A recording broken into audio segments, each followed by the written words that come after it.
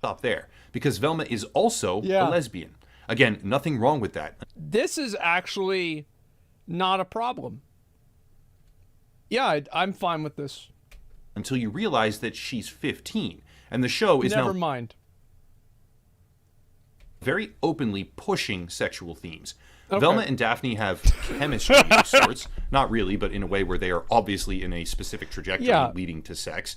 And broader areas of the show also seem to be designed as a sort of narrative funnel into the idea of 15-year-olds being hyper-sexually active. One demographic...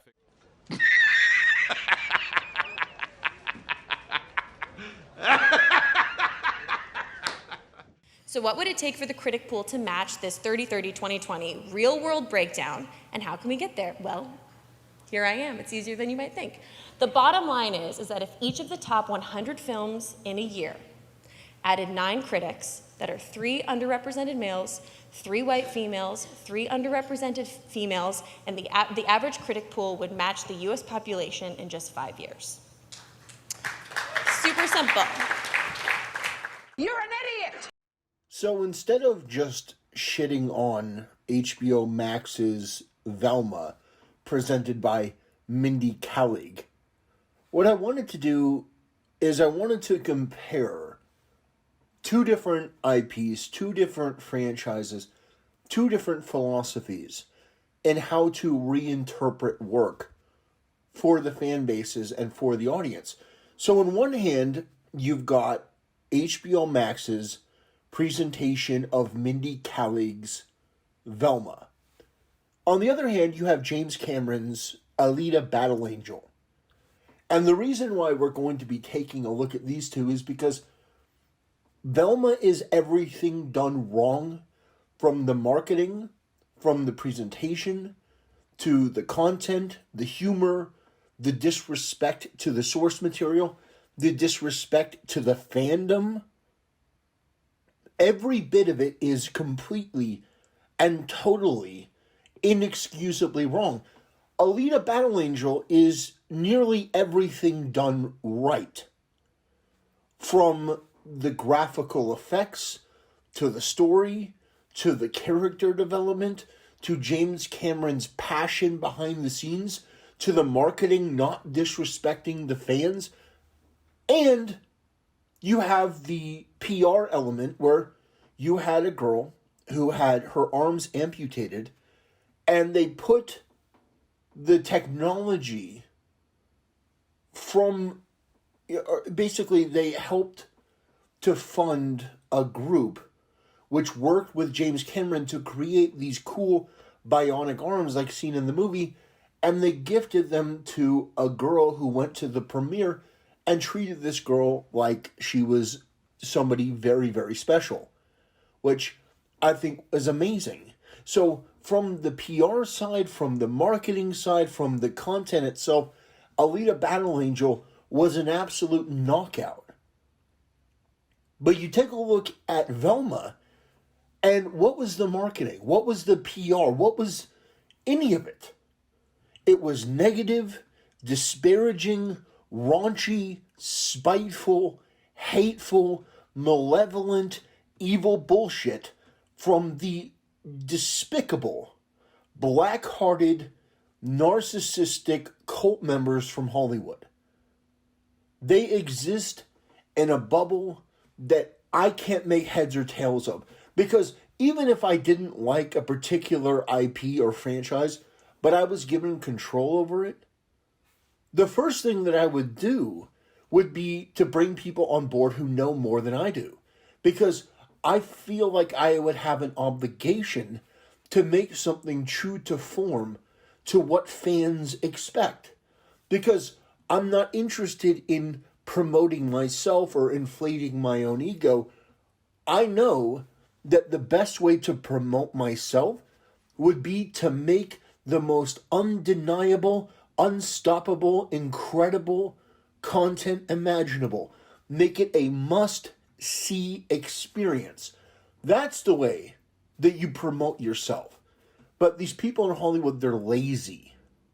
They're lazy, and they're spiteful, and they're greedy, and they're stupid, and they're malevolent. So Mindy Kaling sees this opportunity to go in and just trash people for no reason. That Judy Jetson teaser trailer was just, it was unpalatable, it was obnoxious, and it was just downright gross. And it's what we have come to see time and time again. And here's the dirty little secret. I'm going to let Hollywood in on the trick. None of us want these franchises to be disrespected or vandalized. We want the content to be good.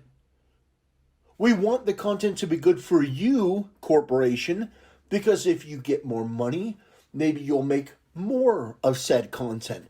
Maybe you'll expand said content, which means more content for us. And if the content is good, we will reward you with more money and more attention.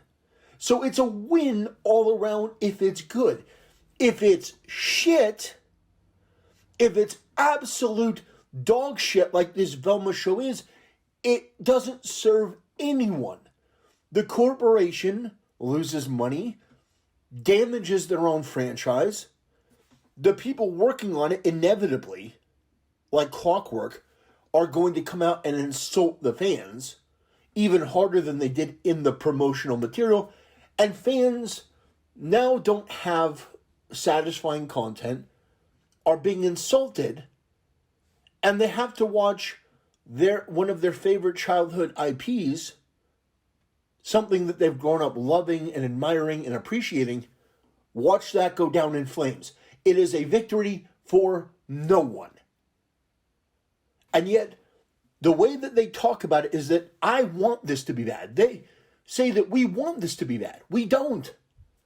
I want people working on, whether it's Velma or She-Hulk or Captain Marvel or Strange World or whatever it happens to be. I want the best of the best working on it. I want the best story, the best visuals, the best acting. I want it to be 10 out of 10, top notch, every fucking time. That's what I want. And I know that's what you want. I know that you don't like getting upset at stuff like this. You want this stuff to be good. You want the bad piece of entertainment to be the outlier. But it's the rule. The good piece of content is the outlier. Top Gun Maverick was an anomaly. That wasn't the standard. That was the freak accident. Wow, that movie is phenomenal. That's not what people normally say. Sadly, predictably, what we get is this type of condescending, disrespectful content that masquerades as being progressive, when in reality it's just about the people working on it. Can you explain to me, people who are woke, explain to me how Velma being Indian or being a lesbian enhances the character in any way? How does it evolve the character? What about Velma being Indian is intrinsic to her character that just makes it that much better? You can't answer that. It's a trick question because it doesn't exist. The only thing that making Velma another race does is make you ask the question to which there is no answer. Why does Velma being a lesbian matter? Same thing. It doesn't. The whole thing about Scooby-Doo, the funny thing was that it was implied what their sexual orientation was. It was the implication of it that made it funny. Fred would always go with Daphne, and Velma would usually go by herself, which was interesting. Or she would go with Shaggy and Scooby, but not very often. And that was sort of the thing. It was a thing of if Daphne and Fred went off, then Shaggy and Scooby would go off to the kitchen and Velma would be on her own. I thought that was pretty funny. But apparently, the people who worked on this didn't. They didn't think it was funny. They hated it. They hated it so much that the entirety of what I watched could be boiled down to Velma being one of the most unlikable, unrelatable, toxic, hateful, ignorant, degenerate, drug-dealing characters that I've ever seen. And, well, Fred, he's no longer cool and the leader of the group. Now he's constantly emasculated. They constantly make fun of his penis. None of this is funny or interesting or relevant to Scooby-Doo. It's all just bitter, spiteful, unfunny, untalented, unintelligent bullshit. And I don't understand why you would put something like this out there. If I were in a boardroom and somebody showed me this, I would fire the entire team and tell them that this never sees the light of day. That's what I would do.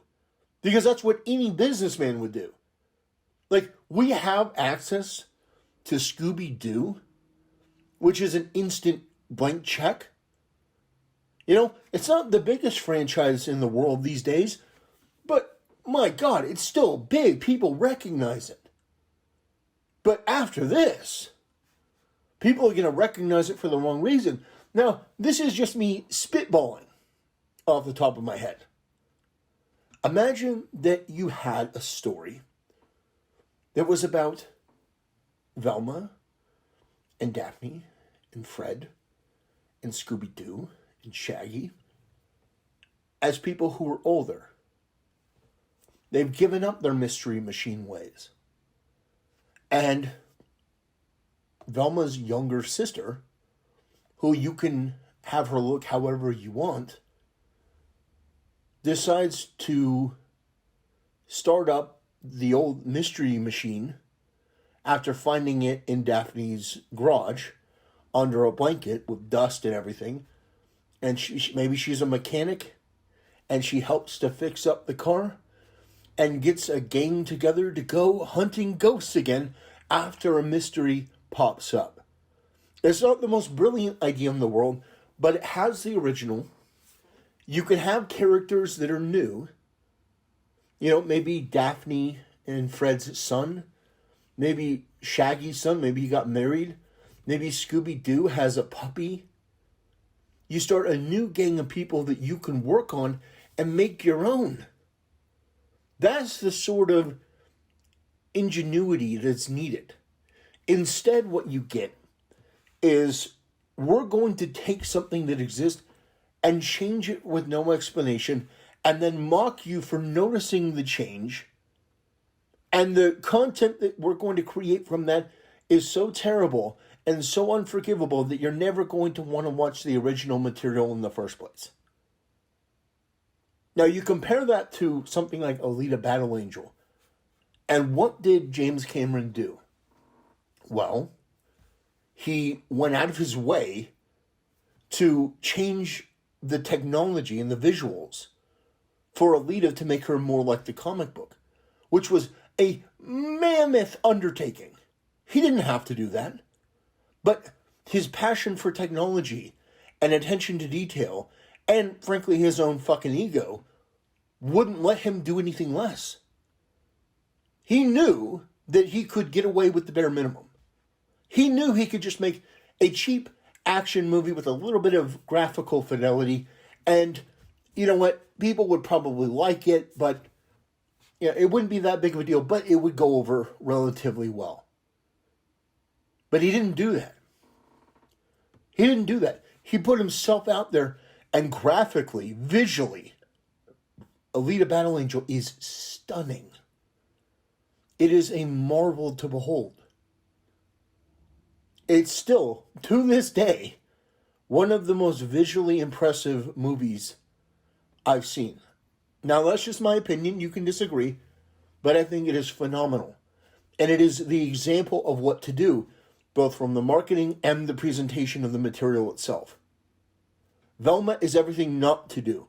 Hiring unqualified, untalented, unintelligent, self-absorbed, narcissistic scumbags to work on a beloved established IP, to watch them ruin it due to their own hubris and ego, watching the corporation not give a shit, and damage everything and everyone in the process by not having any sort of oversight or regulatory system in place that would prevent the spite and anger and ignorance and just otherwise taint of these far-left, social justice-oriented narcissists from insulting and disparaging the very customers that they should be seeking to win over with this content.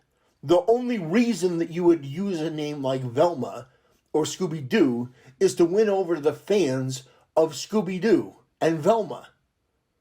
But if you use their name and then insult the people who are fans of it, it makes absolutely no sense, and you start below zero. Because you actually have people who are kind of negative towards you. You just insulted them, and you just bastardized something that they love.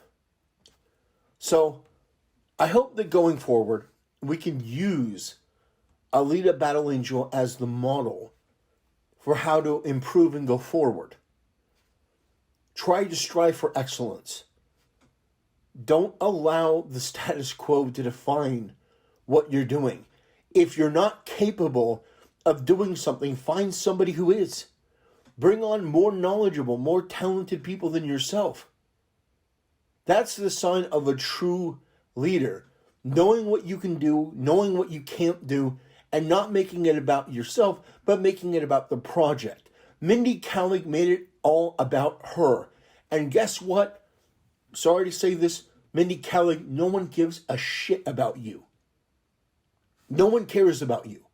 No one watched your show, the Mindy Kaling show. Nobody watched that.